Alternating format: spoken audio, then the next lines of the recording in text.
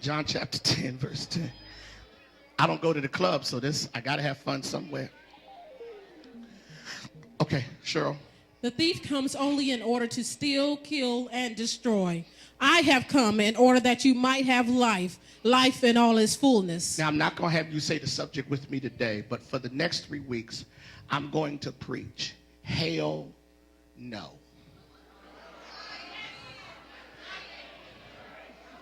Hell, comma, no. For all y'all think I'm cussing, I didn't cuss. What I said was, you ain't going to hell, no.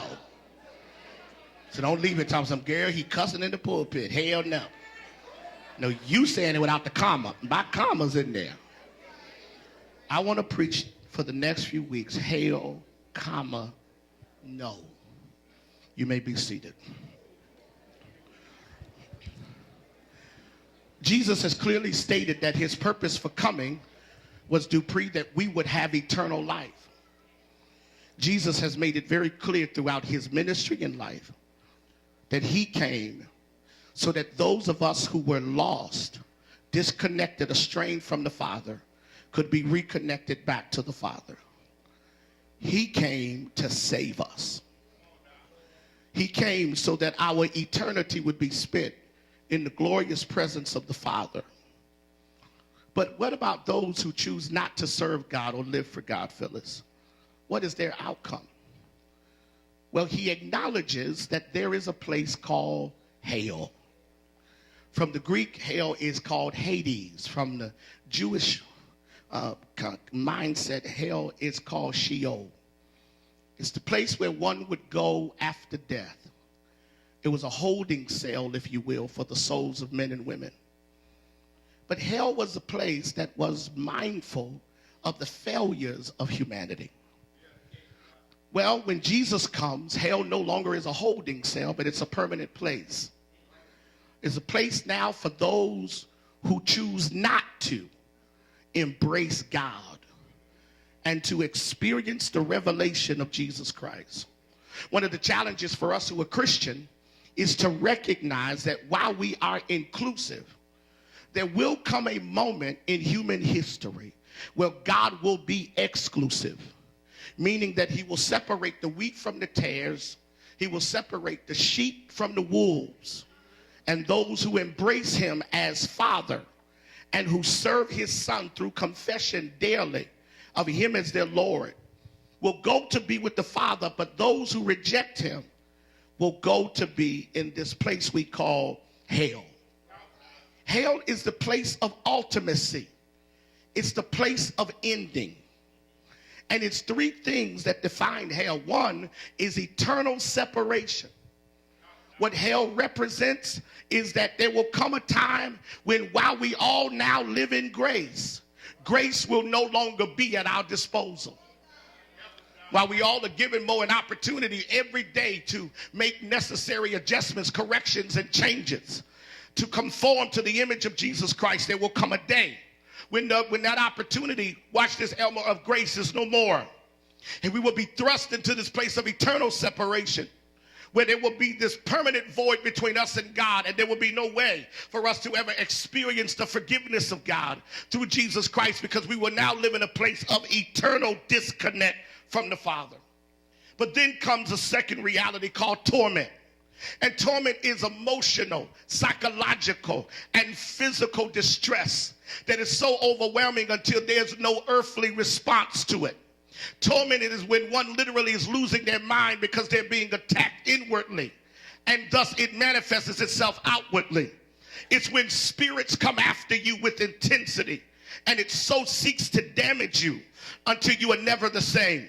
So not only will you experience separation in hell, but hell also ushers you into a place of permanent torment, constant aggravation, immeasurable pain, irreconcilable differences with the Father, where you will never be happy and never be capable of being at peace again.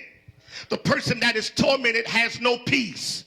They are constantly going through this pressure in their mind, and eventually pressure busts a pipe and they lose their sensibility.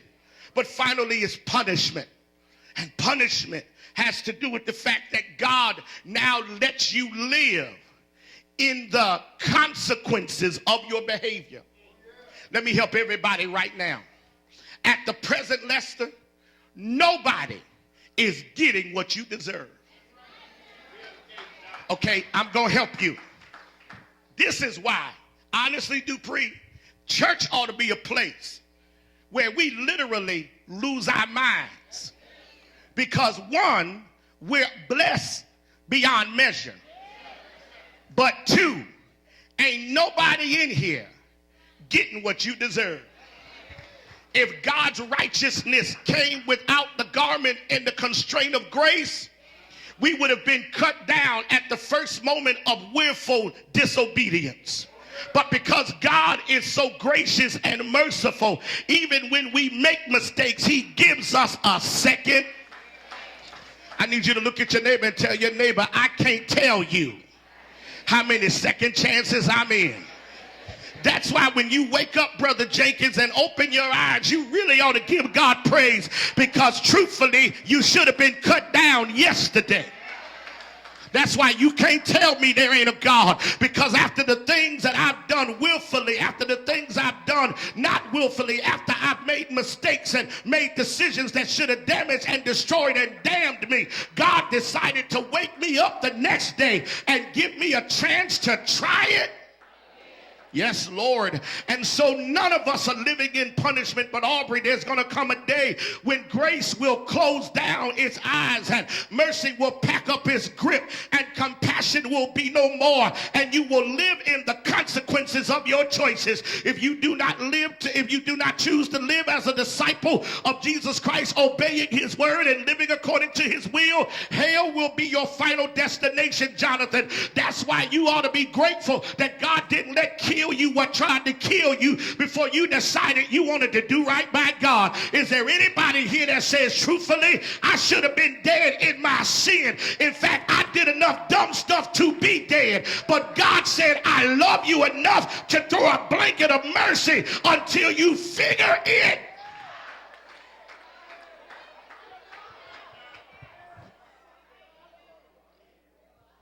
See, for some of us, me included, Misha, God was amazing. Here's why. Because Artisha, in my prodigal son season,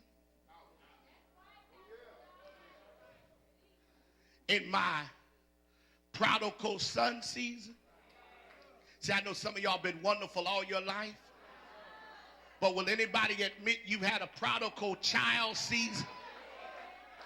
In the season where you decided to live outside of the word of God, when you decided to test the limits of grace with destructive behavior, when you dabbled in stuff that should have took you out, and God kept you, Kendra, alive. I could have lost everything in my prodigal son season, but God gave me enough sense that while I was wallowing in the pig pen to get up, Sharilla, and come back. Is there anybody that is grateful to God that he didn't let it end when you were in the middle of enjoying hell?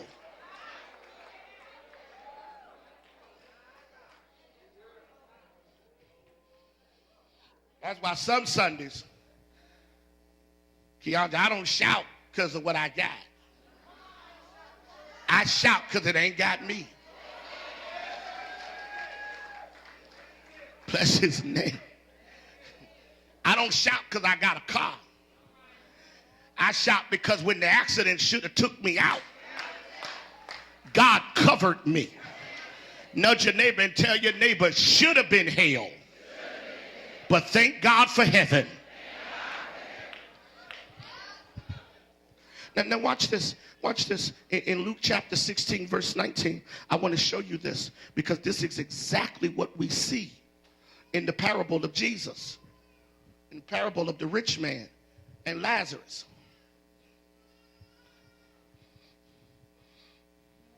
Verse 22, Cheryl. Watch this. The parable of Jesus. Jesus tells of the rich man and Lazarus. Now, the rich man lived in luxury all of his life, and the poor man Lazarus lived sick and miserable. But watch the reversal. Verse 22, Cheryl. The poor man died and was carried by the angels to sit beside Abraham at the feast in heaven. The rich man died and was buried, and in Hades, where he was in great pain. He looked up and saw Abraham far away with Lazarus at his side. So he called out, Father Abraham, take pity on me and send Lazarus to dip his finger in some water and cool off my tongue, because I am in great pain in this fire. Now, I want you to get this. Watch this.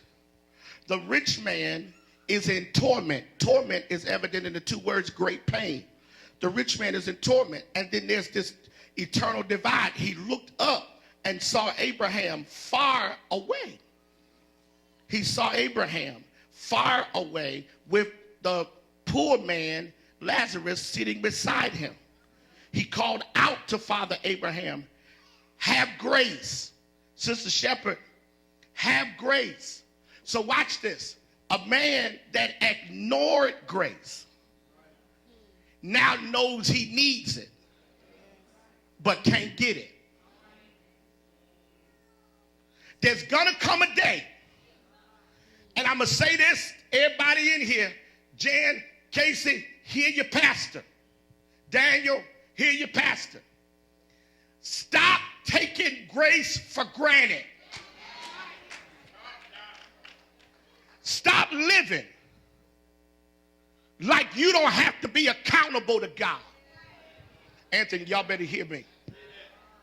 Stop living like you got a blank check to sleep with whoever, to do whatever, and then show up to church and think that a shout gonna cover you.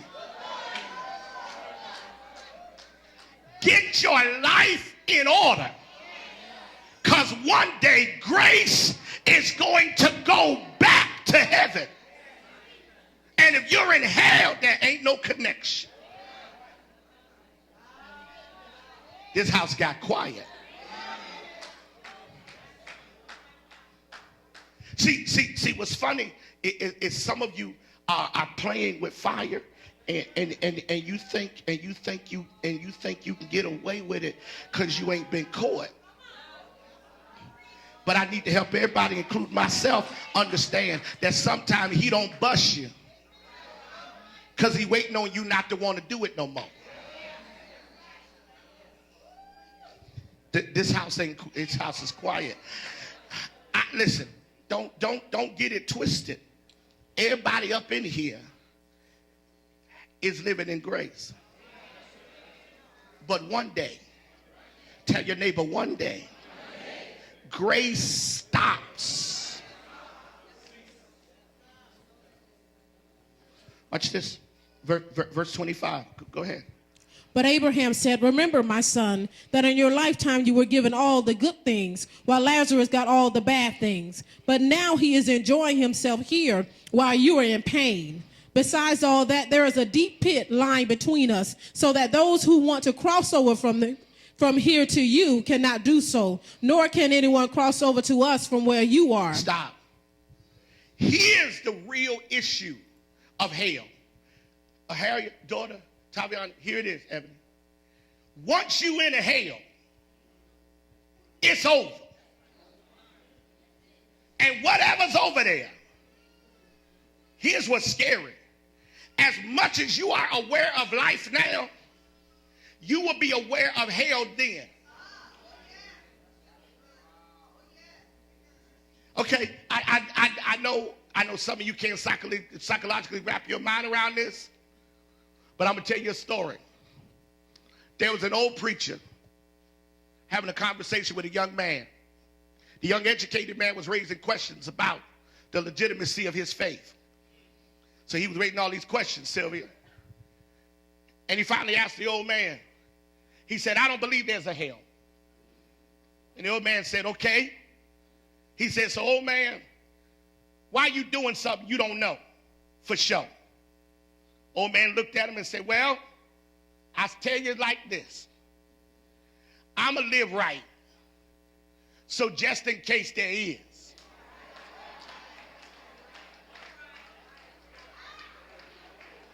Some of you are playing with fire like you got options. But I need you to tell your neighbor, I'm going to live right. Just in case there is.